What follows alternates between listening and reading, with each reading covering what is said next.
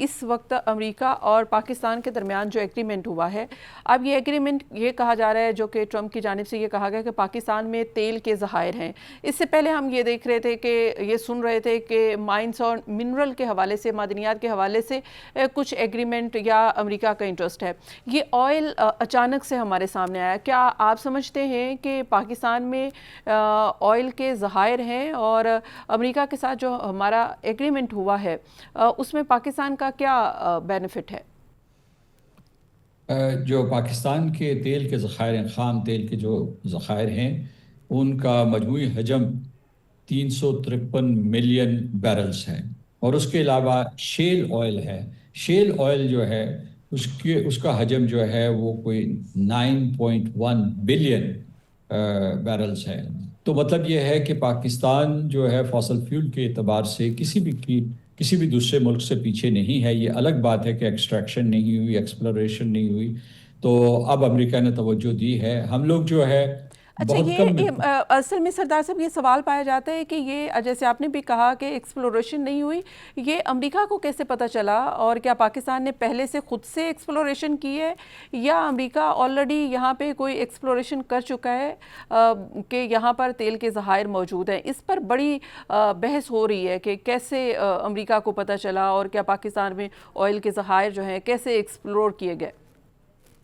دیکھیے، جب سے پاکستان بنا ہے اس وقت سے تیل کے ذخائر تلاش کیے جا رہے ہیں، بلوچستان میں موجود ہیں۔ پاکستان جو ہے اس کے ذخائر ہیں، ان کو باقاعدہ ایکسٹریکشن ہوتی ہے، تیل نکالا جاتا ہے۔ وہ ہم جو ہے اپنا پاکستان کا جو انڈیجنس آئل ہے اس کو استعمال بھی کرتے ہیں۔ لیکن یہ بھی میں آپ کو بتاؤں کہ آج سے 6 سال پہلے ایکسن موبل جو امریکی کمپنی ہے، وہ باقاعدہ تیل کی ایکسپلوریشن کر رہی تھی سرکریک کے علاقے میں۔ سرکریک وہ علاقہ ہے جو پاکستان اور ہندوستان کی ساحلی سرحد کو ملاتا ہے۔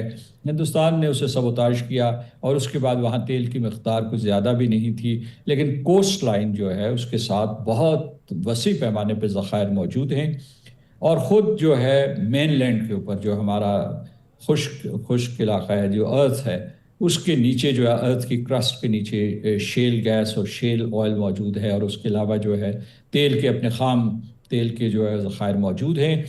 یہ برسوں سے لوگوں کو پتہ تھا، لیکن جو عام طور پہ جو جواز یا عذر پیش کرتے تھے باہر کی کمپنیاں، وہ یہ کہتی تھی کہ یہ بہت ایکسپینسو ہے، یہ ایسی جگہوں پہ ہیں کہ اگر اس کی ایکسٹریکشن کی جائے تو اس کی کاسٹ بہت زیادہ ہوگی۔ لیکن ابھی جو ہے ٹیکنالوجی میں بھی ایک انقلاب آ گیا ہے۔ آپ کو پتہ ہے کہ پہلے جو ہے زمین سے پانی نکالنا بڑا مشکل ہوتا تھا، لیکن اب ایسی جدید مشینیں آ گئی ہیں کہ آپ بہت دن کے چند گھنٹوں میں آپ پانی نکال سکتے ہیں۔ اسی طریقے سے تیل کی ٹیکنالوجی میں بھی بہت ترقی ہوئی ہے، اور میں سمجھتا ہوں یہ پاکستان کے لیے ایک نیا دروازہ کھلا ہے، اور ہمیں اس کا بھرپور فائدہ اٹھانا چاہیے۔ اچھا، اس میں پاکستان کو کیا فائدہ ہوگا؟ یہ کہا جا رہا ہے کہ امریکہ تو کوئی فائدے کے بغیر، اگر کہیں معدنیات ہوتی ہیں تو یا کوئی کسی قسم کے بھی اس قسم کی جہاں پر ذخائر ہوتے ہیں وہاں پر جنگوں سے وہ چیزیں حاصل کرتا ہے، تو پاکستان نے تو پلیٹ میں رکھ کے دے دیا ہے، تو ایسا پاکستان کو کیا بینیفٹ ہوگا کہ پاکستان نے امریکہ کو ایکسیس دے دیا ہے، امریکہ سے ایگریمنٹ کر لیا ہے؟ دیکھیے، پلیٹ میں رکھ کے نہیں دیا۔ جب بھی دو ممالک ایک دوسرے کے ساتھ معاہدہ کرتے ہیں تو ان کا مشترکہ مفاد ہوتا ہے۔ اگر ہمیں فائدہ ہوگا تو امریکہ کو فائدہ ہوگا، اسے بھی جو تیل کی سپلائی کی ضرورت ہے۔ اگرچہ امریکہ کے پاس تیل بہت موجود ہے، لیکن ابھی تک وہ خلیجی ریاستوں کے اوپر انحصار کرتا رہا ہے، اور اس کے پاس ایک متبادل ذخیرہ بھی دستیاب ہوگا۔ دوسرے میں آپ کو یہ بتانا چاہتا ہوں کہ یہ جو ہے یہ چھوٹی سی ونڈو ہے، کیونکہ فاسل فیولز کو ترک کر کے لوگ جو ہے رینیویبلز کی طرف جا رہے ہیں، آلٹرنیٹ انرجی کی طرف جا رہے ہیں، اور اس کا رجحان بڑا قوی ہے موسمی تبدیلی کی وجہ سے۔ خود جو ہے خلیجی ریاستیں بھی جو ہے یہ ٹرانزیشن کریں گی، تو ہمارے پاس ایک یہ مختصر سے ونڈو ہے، ہمیں اس کا استعمال کر لینا چاہیے۔ اب میں آپ کو بتاتا ہوں کہ امریکہ کے کئی مفادات وابستہ ہیں۔ پاکستان کوئی چھوٹا ملک نہیں ہے، 25 کروڑ کے قریب لوگ ہیں۔ یہ ایک بنی بنائی کنزیومر مارکیٹ ہے، اور امریکہ کی جتنے بھی اشیاء ہیں یا سروسز ہیں، گڈز اینڈ سروسز، ان کی یہاں کھپت ہو سکتی ہے۔ اور پھر جو ہے پاکستان کی قوم جو ہے ٹیکس ہیوی ہے، ابھی جو ہے ٹیکنالوجی میں، ٹیک سٹارٹ اپس میں، اس کے علاوہ نیو ٹیکنالوجیز جو ہیں ان کی پوری کی پوری جو رینج ہے اس میں پاکستان میں پڑھائی بھی ہو رہی ہے، لوگ اس کے ذریعے کاروبار بھی کر رہے ہیں، پاکستان ڈیجیٹائز ہو رہا ہے بڑے وسیع پیمانے پہ۔ مجھے یقین ہے کہ آج آپ جو بینکنگ کر رہی ہیں وہ ڈیجیٹل ایپس کے ذریعے کر رہی ہیں، میں بھی ایسا ہی کر رہا ہوں۔ ہر شہری جو ہے، جو لوگ بالکل پڑھ بھی نہیں سکتے، وہ بینکاری جو ہے اس کو جو ڈیجیٹائز پلیٹ فارمز کے ذریعے کرتے ہیں۔ تو کہنے کا مطلب یہ ہے کہ پاکستان ایک بہت ہی منفعت بخش منڈی ہے امریکہ کے لیے اور اس خطے کے تمام لوگوں کے لیے۔ اچھا اچھا، ایک اور سر سوال یہ ہے کہ یہ کہا جاتا ہے، یہ سوال اٹھایا جاتا ہے کہ ایک طرف تو امریکہ نے پاکستان کے ساتھ آئل کے ذخائر کے حوالے سے ایگریمنٹ کر لیا، دوسری طرف پاکستان کو مہنگا آئل بیچ دیا، تو امریکہ نے پاکستان کے ساتھ ڈبل گیم کر لی ہے اور پاکستان کو پتہ بھی نہیں چلا۔ اور دوسرا اسی میں ایک کویسچن یہ ہے کہ دوسری طرف ٹیرف کے معاملے میں پاکستان پہلا ملک ہے جس نے امریکہ کے ساتھ ایگریمنٹ کر لیا، اور یہ ایگریمنٹ جو ٹیرف طے کیا ہے 19% ہے، جبکہ وہی جو امریکی مصنوعات ہیں تقریباً 4900 کے قریب ہیں جن کو ہم نے 0% ٹیرف جو ہے وہ دے دی ہے۔ تو ایک تو ہم نے خود 19% کے اوپر ٹیرف کا ایگریمنٹ کرنا اور پھر امریکی پروڈکٹ کو 0% ٹیرف دینا، یہ پاکستان کے مفاد کے انگیسٹ ہے، یعنی کہ پاکستان کو یہ سوٹ نہیں کرتا، امریکہ کو ضرور سوٹ کرتا ہے۔ نہیں، ایسی بات نہیں ہے۔ جو ٹیرف ہے اصل میں وہ ہمارے اوپر نہیں لگا، ہم نہیں ٹیکس ادا کریں گے، یہ جو وہاں سے لوگ امپورٹ کر رہے ہوں گے یہ ان کے اوپر ہوگا۔ جو امریکہ سے جو لوگ ہماری ٹیکسٹائل، چمڑے کی چیزیں، سرجیکل انسٹرومنٹس یا دوسری مصنوعات خرید رہے ہوں گے، یہ ٹیرف ان کے اوپر لگے گا اور اس طریقے سے وہ چیزیں مہنگی ہو جائیں گی۔ اچھا، دوسرا ہمیں یہ فائدہ یہ ہوا ہے کہ ہمارے کمپیٹیٹرز کو بھی ٹیرف لگا ہے، ہندوستان کو 25%، بنگلہ دیش کو 20%، اسی طریقے سے ویتنام کو لگا ہے۔ تو ہماری جو کمپیٹیٹیو تھریش ہولڈ ہے وہ تقریباً برقرار رہے گی، یہ نہیں کہ کسی بھی ہمارے کمپیٹیٹر کو کوئی بہت بڑا ایڈوانٹیج دے دیا گیا ہے۔ دوسری بات یہ کہ میں سمجھتا ہوں کہ میں چونکہ گزشتہ برس تک پاکستان کا سفیر رہا ہوں امریکہ میں، تو میں آپ کو بتاتا ہوں کہ مجھے جب میں وہاں گیا تھا تو مجھے سب سے بڑا شوق یہ ہوا کہ ہم 800 ملین کی ان سے امریکہ سے کاٹن خریدا کرتے تھے، را کاٹن خریدا کرتے تھے۔ اب راستہ کھلا ہے تو ہم کم از کم وہاں سے ٹیکنالوجی امپورٹ کریں بجائے را کاٹن۔ تو اگر اس کے اوپر 0 بھی وہ ہے ٹیرف، تو وہ تو ہمیں سوٹ کرتا ہے، یعنی یہ کہ ہمیں یہاں جو ہے وہ مہنگے داموں چیزیں نہیں بکیں گی۔